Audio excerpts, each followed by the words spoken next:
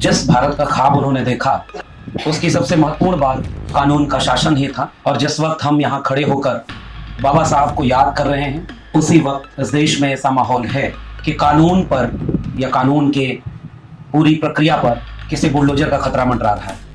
न्यायपालिकाओं की चारदीवारी के भीतर गोलियां चल रही हैं और जिन वर्दियों को कानून की हिफाजत की जिम्मेदारी सौंपी गई थी, उनकी हिफाजत के घेरे में लोग मारे जा रहे हैं। शिक्षा नीति के नाम पर ये कहा जाएगा कि अब इस देश में कैम्ब्रिज ऑक्सफोर्ड के कैंपसेस खोलेंगे और ये उस समय कहा जाएगा जब यहाँ के कैंपस को बर्बाद किया जाएगा।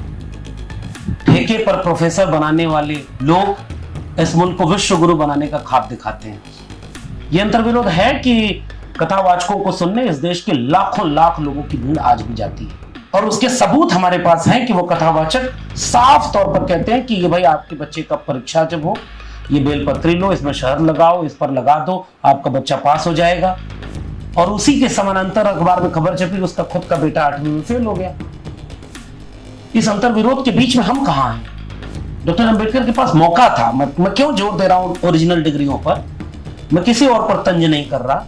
मैं ये कहना चाहता हूं कि उन्होंने अपने हुनर से इतनी डिग्रियां हासिल की थी कि विदेश जाते तो बहुत बड़े ओहदे पर काम कर लेते, कि ये देश रहने लायक नहीं है जो इतने पढ़े लिखे शख्स के साथ ऐसा व्यवहार कर सकता है। वो लौट जाते हैं। फिर भी उन्होंने वो रास्ता चुना अपने पढ़ने लिखने, अपने डिग्रियों के साथ, अपने जिद के साथ, कि आज हम इस आइडिया ऑफ इंडिया को माइनस डॉक्टर अंबेडकर कल्पना ही नहीं कर सकते। दुनिया में मेरा मानना है कि 3 किस्म के इंसान पाए जाते हैं। एक वो जो इतिहास लिखते हैं।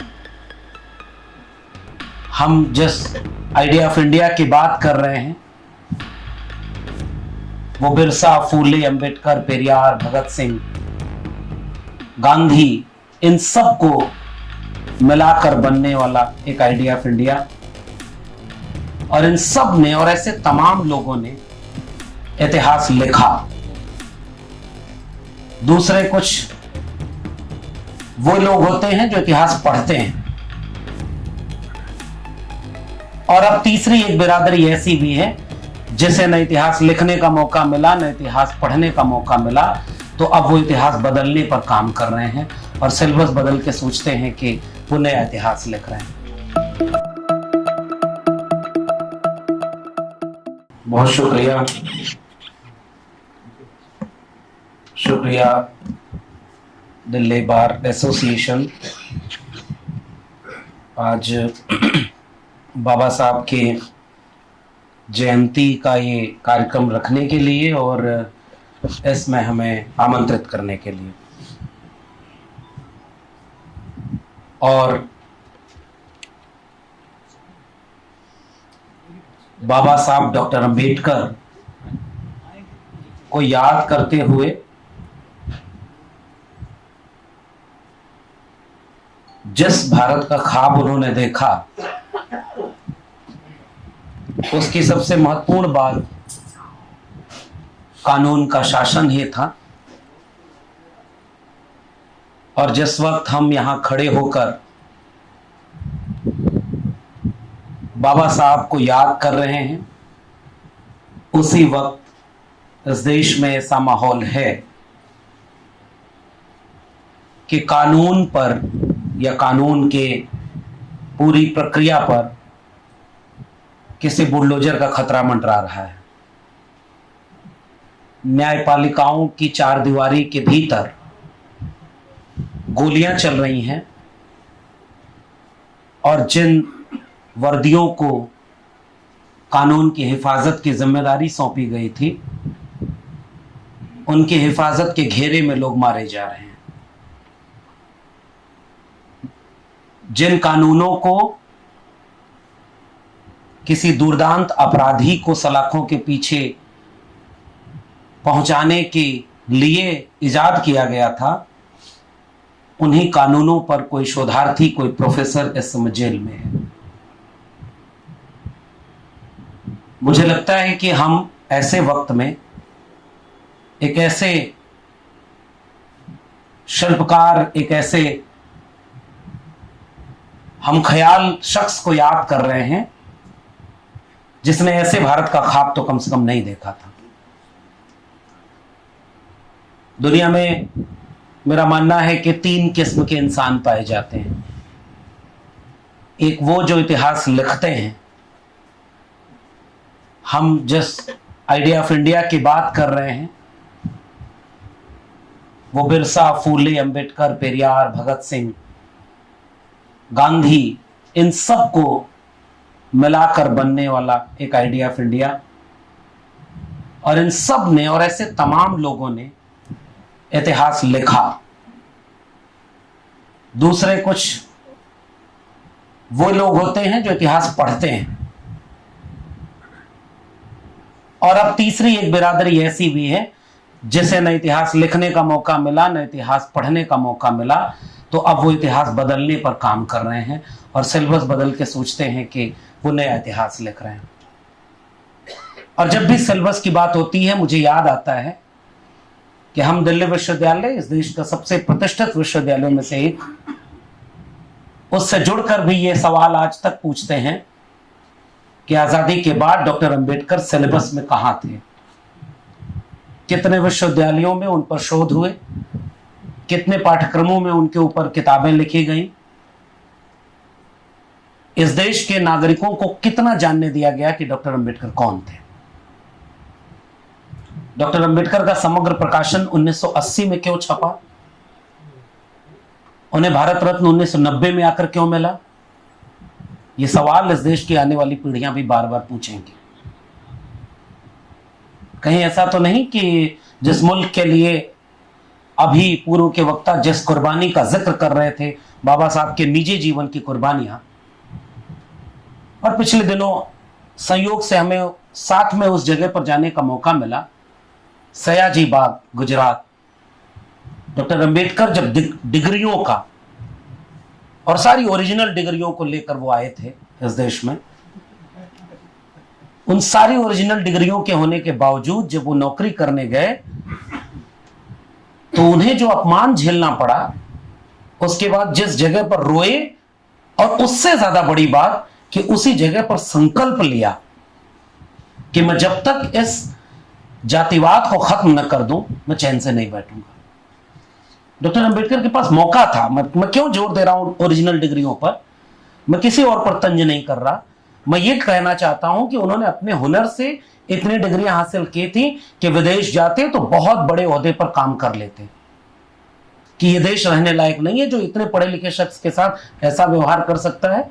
वो लौट जाते, फिर भी उन्होंने वो रास्ता चुना अपने पढ़ने लिखने, अपने डिग्रियों के साथ, अपने जिद के साथ, कि आज हम इस आइडिया ऑफ इंडिया को माइनस डॉक्टर अंबेडकर कल्पना ही नहीं कर सकते।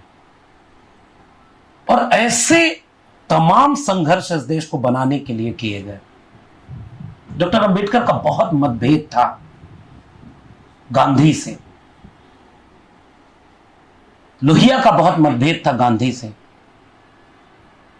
एक किताब है जो एनिलेशन ऑफ कास्ट, और उसमें अब जो हिंदी संस्करण छपा है उसमें आखिर में दोनों के पत्र व्यवहार छपे हुए हैं, और पहले पत्र से शुरू करके आखिरी पत्र तक पढ़ें जो गांधी और अंबेडकर के बीच पत्र व्यवहार हुआ है। घोर आपत्ति थी डॉक्टर अंबेडकर, और इवन डॉक्टर अंबेडकर ये बात बार बार कहते थे कि जितना गांधी को करीब से मैं जानता हूं उतना और कोई नहीं जानता। घोर असहमतियां, घोर अंतर्विरोध।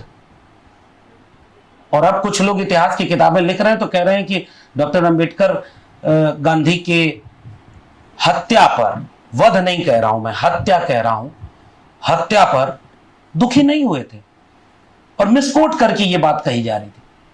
यानी आज भी कुछ लोग हैं जो डॉक्टर अंबेडकर की इमेज के साथ खिलवाड़ करने की हिम्मत रखते हैं, उन्हें गोडसे के साथ खड़ा करना चाहते हैं।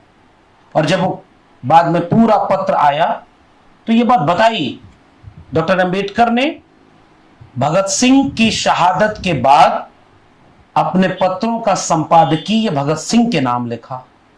पेरियार ने अपने पत्र खुदी अरसू का संपादकीय भगत सिंह के नाम लिखा।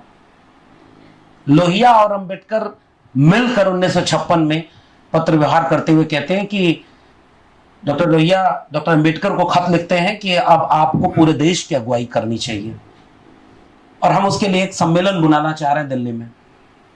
डॉक्टर अंबेडकर जवाब देते हैं कि आप समय बताइएगा, मैं अपने साथियों के साथ वहां मौजूद होऊंगा और हम भी चाहते हैं कि इस मुल्क को हम एक बेहतर दिशा में ले जाने के लिए एक बेहतर विकल्प दे सकें।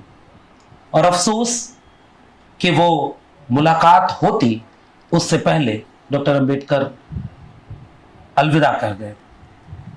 और मैं ये किस्सा केवल उनका इतिहास या उनका जीवन बताने के लिए नहीं कह रहा हूं। हम जैसे तमाम लोग जिन्हें आज थोड़े से लोग जानते हैं तो वो इसलिए नहीं कि हमने कोई बहुत नया कोई अप्रत्याशित सा काम कर दिया हो। शायद हम सारे लोग और इवन जो ये लोग कार्यक्रम आयोजित कर रहे हैं आज के वक्त में, आप अंबेडकर को याद कर रहे हैं, ये भी कोई कम बड़ी बात नहीं है।